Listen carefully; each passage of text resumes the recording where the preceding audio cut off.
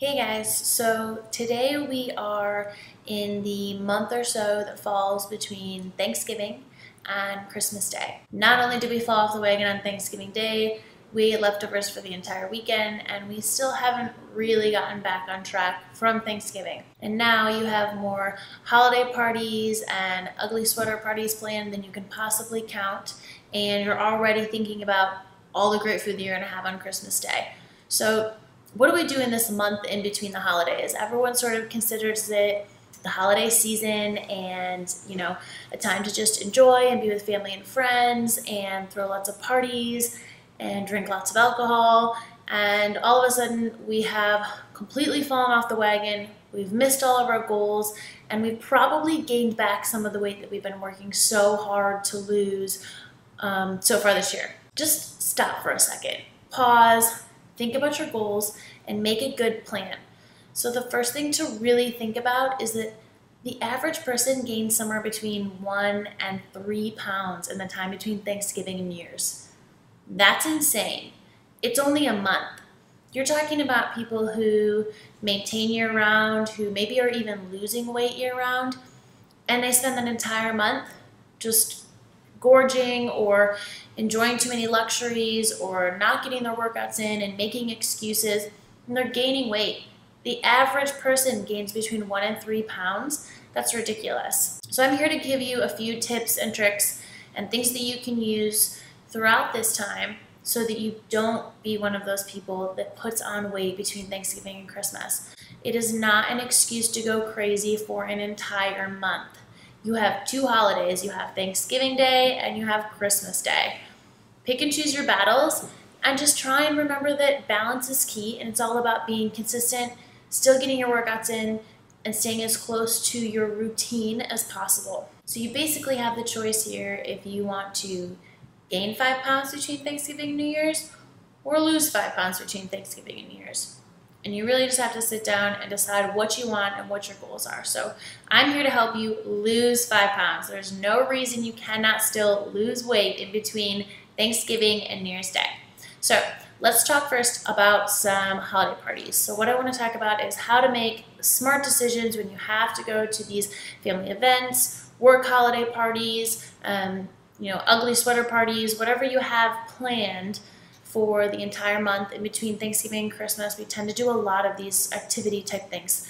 And I want you to start to plan ahead and think about what you can do to make better choices while you're there, to have it so that it's not such a big deal. You don't fall so far off the wagon when you do go to these holiday parties, because life is about balance. You don't want to not be social when you're dieting, right? You still want to be able to participate in things and see friends and not feel left out. That's a lot of the reason why people binge or fall off of their diet, is because they feel like they're missing out on things, right?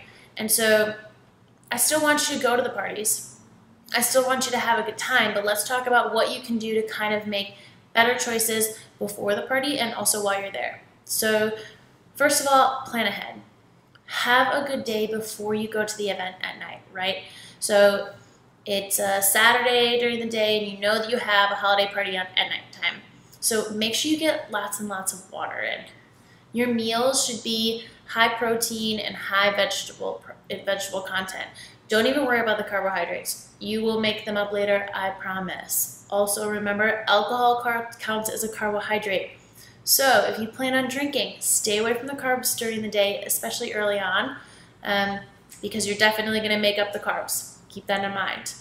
Make sure that you still track your food that day. So the meals that you have and the snacks that you have before you go to the event, track your food so that you know exactly what you have left before you get to the party.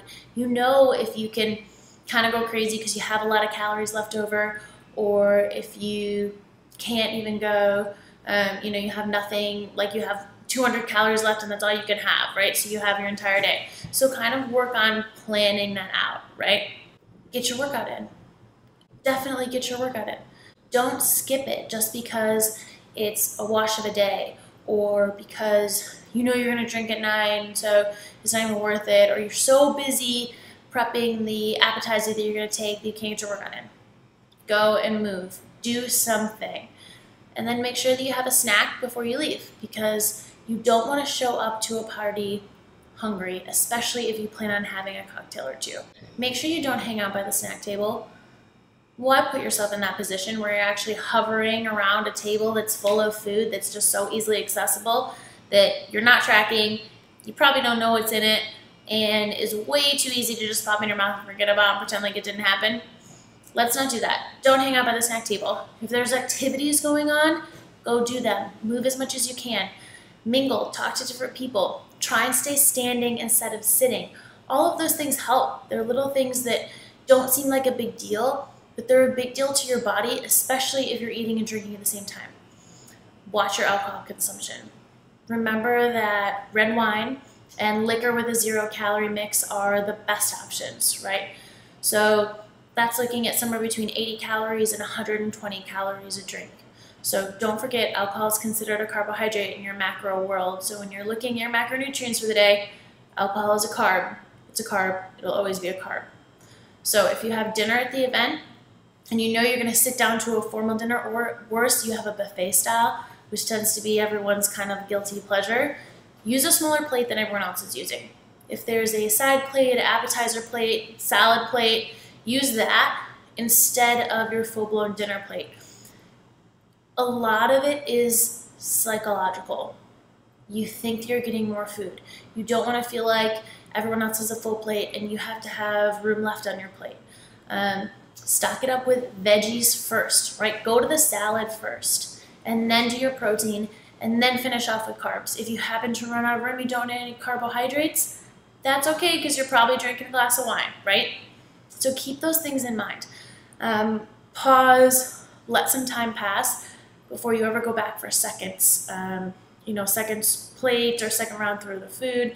Same with dessert. If there's not a large break in between dinner and dessert, just wait a little while. Say, oh, I'll come back around for it. I'm gonna wait a few minutes and digest, because you have to let your satiety actually catch up, right? So you have to feel full, and that takes time.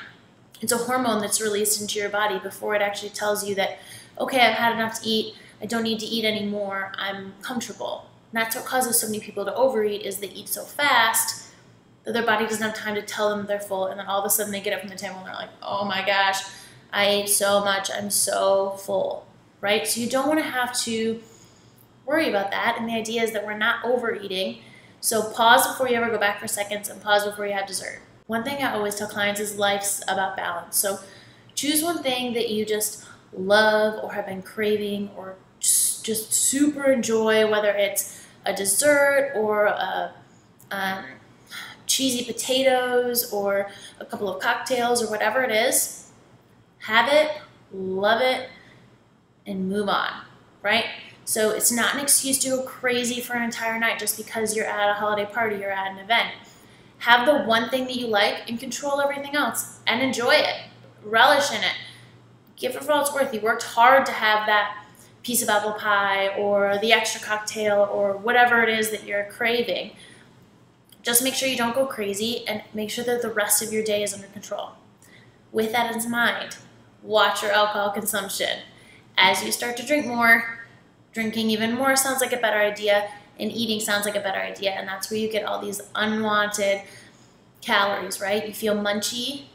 You don't want to have to go back and go for like the nuts or the cheese, back for second rounds of potatoes. You don't want to do any of those things, right? Really watch your alcohol intake, and then try and make sure that if you do have the munchies, you go for something like the raw veggie tray. It will be satisfying enough in the fact that you're just looking for something to consume without giving you too many calories and totally ruining your goals. Stay away from the cookies, the pastries, the potatoes, your high carb dishes.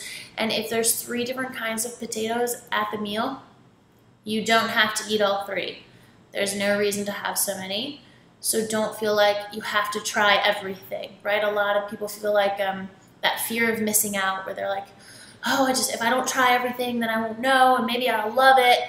It doesn't matter. This is not the last meal that you're gonna have for the rest of your life, right? So pick the one thing that sounds the best, have that, and then have a high protein and high veggie plate filled with that. Salad bar is the best way to go. Those are a couple of things that I always recommend to clients when they are going to holiday parties. Make sure you have a good time, enjoy yourself, but just stay in control.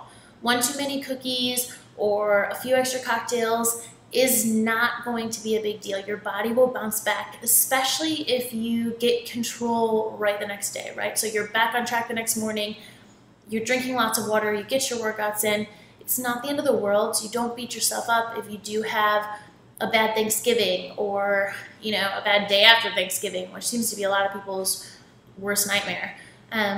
Just make sure that you're paying attention and you're being careful and you're watching your portion controls and you remember that everything in balance. So those are my tips for surviving those holiday parties this time when you're on a diet. Tune in for more tips to keep seeing me as you want to see the results through the holiday season. And I hope you enjoy your holidays and have a great time. And good luck on your goals. Make sure that you subscribe to my channel and also check out the link in the description below. Thanks guys, and see you next time.